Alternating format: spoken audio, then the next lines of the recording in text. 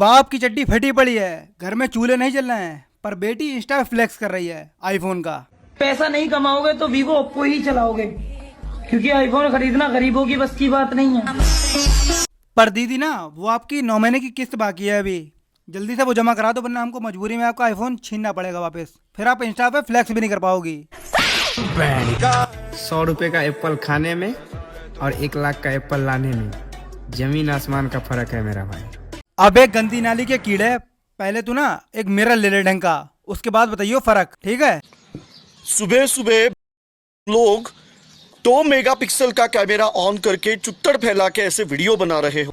जली ना, तेरी भी जली ना। बन गई रील, चल अब दिहाड़ी पे निकल फटाफट। फर्क है ब्रो, तुम्हें तो एंड्रॉइड भी तुम्हारे बाप ने दिलाया, यहाँ तो साला आईफोन भी खुद से खरीदा है। जो भी हो दीदी, पर अब किस्तें तो नहीं माफ हो सकती, किस्तें तो देखो भरनी पड़ेंगी। मेरा लंडे जी ऐसी जिंदगी 300 रुपए में दिन भर लंडे तगार तो मेरा लंडे नहीं